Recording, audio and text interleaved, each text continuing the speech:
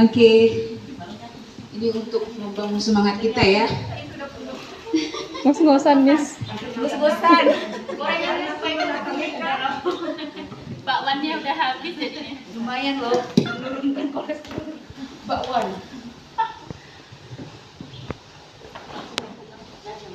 Baiklah, langsung aja. Paparan ini akan diberikan oleh pengawas kita, Ibu Hajah Maryami, itu tentang kebijakan daerah. Kepada Bu Maryami kami persilahkan. Ini untuk corona ini, siapa yang pegang laptop? Ya. Melalui dinas pendidikan. Nanti ada satu lagi kebijakan dinas pendidikan yang daerah tadi yang disusun oleh itu harus dikerjakan oleh dinas pendidikan. Nanti yang harus dilaksanakan di UPT dan PKG. Sebenarnya untuk UPT Kota Batam ini hanya ada di daerah hinterland 3. Kita 12 kecamatan harusnya ada 12 UPT. Karena kita kota, UPT-nya hanya di hinterland. UPT itu untuk daerah hinterland atau daerah kabupaten. Kota tuh nggak ada UPT sebenarnya. 3 pun tak ada, tapi mengingat daerah kita pulau-pulau, jadi ada UPT. UPT yang ada di belakang Padang, Galang, dan Bulang. Makanya kita di sini nggak ada UPT, langsung pengawas.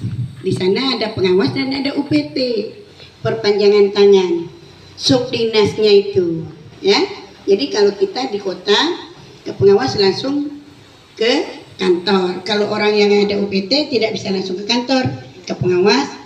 Selesaikan di UPT di cabang dinasnya, baru tak selesai ke kantor. Ini kebijakan yang ini kebijakan daerah melalui dinas pendidikan. Ini kebijakan daerah, tadi kebijakan kota.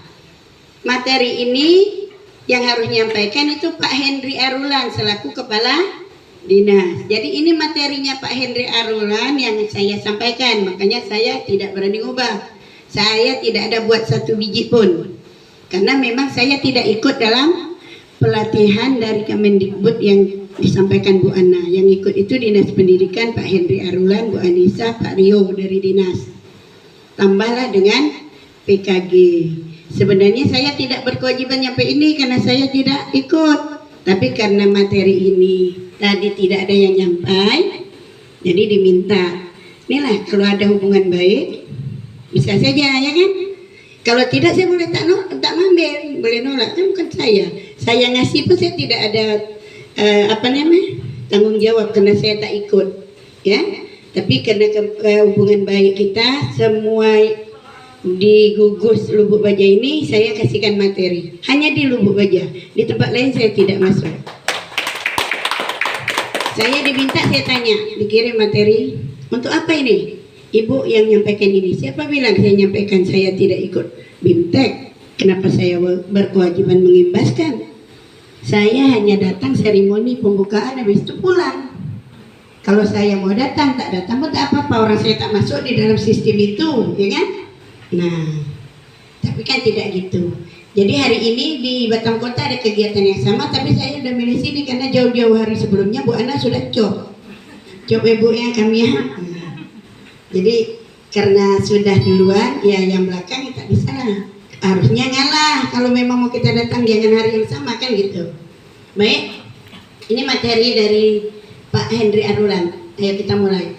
Materi pertama ini materi dari Kemendikbud. Nanti baru kebijakan daerah. Lanjut. Ini ragam miskonsepsi mengenai PAUD berkualitas. Macam-macam misnya, persepsi melihat apa itu PAUD berkualitas. Ada yang mengatakan kalau ini PAUD-nya, jadi bingung nih orang di PAUD ini. Ada yang mengatakan PAUD berkualitas itu bila memiliki bangunan, sarana prasarana yang lengkap, yang mewah, alat bermain yang banyak. Ada yang mengatakan seperti itu. Kalau sudah gini, pakai baju seragam sekolah, berkualitas lah tuh katanya. Ada yang mengatakan itu, berkualitas itu dari konsepsinya itu sudah berbeda. Yang kedua ada yang mengatakan berkualitas itu bila ngajar Charleston, maka berkualitas Pak TK itu. Padahal Charles itu bertentangan dengan sistem pembelajaran di PAUD. Kita nggak boleh ngajar Charleston karena anak usia 0 sampai 5 tahun, 6 tahun itu tidak untuk belajar. Mereka datang ke taman. Ke TK itu taman itu tempat orang senang-senang, rileks, tempat orang bersuka-suka. Masa disuruh belajar? Kalau ke taman aja, kalau kita pas di taman ada tanda tangan, waktu itu Bapak masih kepala dinas provinsi. Ya nanti aja saya lagi gini. Waktu saya bersama keluarga seperti ini payah. Jadi ini bukan hari kerja dan bukan jam kerja, nanti tinggalkan di rumah. Gitu bisa kita jawab kalau kita tak mau. Jadi orang di taman itu kan tak mau diganggu, maunya senang-senang. Tahu-tahu datangin, kecuali ada urgensi, ada berita sakit, meninggal atau apa, ya boleh buat. Mau tak mau kita sampaikan. Kalau yang pekerjaan yang bisa ditunggu tuh tidak di taman mintanya. Jadi anak-anak di TK tidak Charleston, ngitung aja sampai 10. Paling banyak TKA sampai 5, 1 sampai 5, ulang-ulang 1 sampai 5. Yang TKB 1 sampai 10, kita udah sampai 100. Luar biasa, ada kelajuan. Udah merusak sistem otak ini, udah rusak. Kalau dia memang bisa sampai 100, itu suatu anugerah, suatu plus, nilai plus, anaknya lebih pintar, lebih awal. Tapi tidak untuk dijajal dengan pelajaran matematika, apalagi ada tambah kurang. Belum sampai itu. Di SD kelas 1 tuh baru nambah, kurangnya belum kelas 2. Belum tahu dia kalau di ini dia akan berkurang nanti. Kelas 1 tuh baru nambah saja. Mau terakhir naik kelas 2 baru diberikan yang kurang. Kurang di ini kan di kelas 2. Kelas 3 kali. Kelas 4 baru bagi-bagi. Nah, kelas 5 kelas 6 ini include semua satu, tambah kurang kali bagi, tambah narik akar, tambah persen, tambah. Tapi kalau ini belum siap, udah ditambah, udah dijajal, ini akan jadi rusak, jadi bingung, jadi busuk, jadi pokoknya tidak bisa dengan baik nanti. Kita di TK memberikan suatu pemahaman tentang pembelajaran nanti kalau dia dah siap macam mana. Untuk itu kita buka dulu perkembangannya, intelektualnya dengan kognitif. Bolehkan cabai itu karena tuntutan orang tua minta anak tamat TK pandai baca. 6 bulan sebelum berakhir silakan, tapi tidak di awal-awal dia baca. Dia tahu huruf dengan nyanyi lagu ABG, ya. Dia tahu baca dengan menghayal, ya. Nanti baru hurufnya dikenalkan di 6 bulan terakhir atau 3 bulan terakhir. Kemudian ada yang mengatakan PAUD baterai. Nah, PAUD berkualitas itu PAUD yang memberikan pelayanan bermain dengan apa? Dengan sesuka hati anak mau main, tanpa ada pendampingan, biar aja lah dia lagi mau main, terserah. Harusnya ini mainnya ada berhenti, biar aja anaknya lagi enak, tak apa-apa, ya. Nah, itu berkualitas. Ada lagi yang mengatakan PAUD berkualitas itu kalau PAUD-nya itu PAUD HI, ada pemberian gizi, kesehatan, itu baru berkualitas. Nah, untuk itu semua pandangan ini salah, tidak benar, itu tanda silang. Saya tukar baterai ya.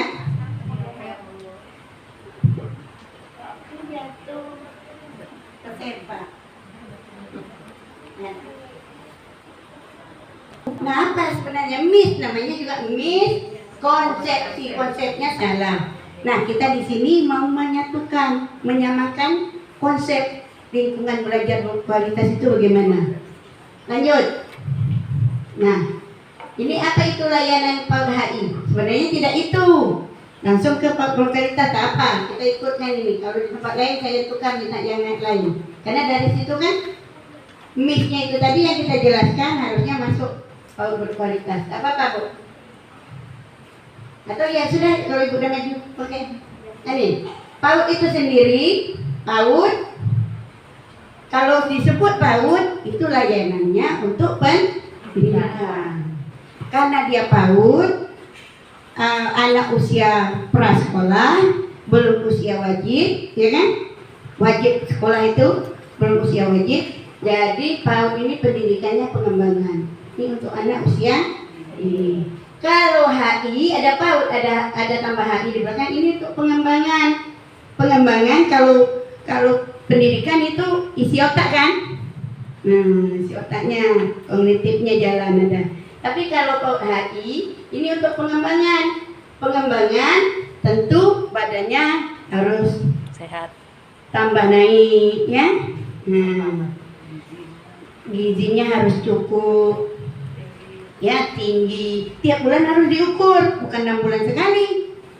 PAUD aja tiap bulan diukur, apalagi ada HI-nya. Ini untuk perkembangan badan jasmani. Kalau tadi pendidikan untuk rohani. Kalau HI-nya untuk badan. Badannya harus sesuai. Mana umur 4 tahun, tingginya harus sekian, pintarnya harus ini. Kalau belum ada apa, ayo kembali ke belakang. Kenapa? Oh, kena panas, mungkin waktu usia segini pernah demam panas tinggi, makanya dia terhambat. Lanjut, coba. Ini perlunya kesamaan dari tadi visi kita harus sama mengenai PAUD berkualitas. Apakah visinya kita ubah? Tidak. Visi kita kalau ubah malah nanti yayasan yang ownernya, wah pandai-pandai ngubah, berhenti kamu, saya ganti yang lain. Banyak lagi yang mau jadi guru di tempat saya, ya kan? Jadi kalau mau ngubah atau mau ada perbaikan visi, jelaskan tentang PAUD HI ini, PAUD lingkungan berkualitas kepada yayasan. Jadi balik ini nanti yayasan, Pak tadi saya dapat materi ini harus saya sampaikan kembali. Nah, boleh nama guru yang belum tadi kasih, jadi yayasan tahu. Oh ya, kalau gitu. Kalau visi sekarang itu kan tidak 25 kata lagi. Dulu kan udah maksimal 25 kata. Sekarang 7 sampai 15 kata. Jadi visi kita tuh hitung katanya tuh 2, 3, 4, 20 apa? 18 berarti belum masuk visi yang sekarang. Visi itu kan tegas, lugas, jelas, tak bertele-tele. Misalnya tahun 2021 saya harus punya rumah, punya kendaraan, harus sudah hidup enak. Misalnya gitu. Kalau ini tahun 2021, 5 tahun atau 10 tahun ke depan, saya harus sudah punya rumah, punya kendaraan. Pokoknya sudah harus enak lah gitu. Nah itu visinya. Untuk capai itu nabung, hemat, kurangi makan di luar, jalan-jalan jangan, ya. Tidak usah tiap hari pergi jalan, setahun sekali jalan. Kalau sekali jalan mungkin bisa habis jutaan. Kalau jalan terus kapan? Visi itu tinggal visi hayalan. Jadi sekolah juga seperti itu. Ketahui, baca, pahami dulu visi sekolah yang ibu pegang. Dari situ baru ibu bisa melaksanakan sesuai kurikulum. Kurikulum itu adalah tujuan menuju visi. Supaya visi sekolah tercapai dibuatkan kurikulum. Ya, ini. Dari MIS tadi kita menyamai visi. Bukan berarti mengubah visi yang sudah ada.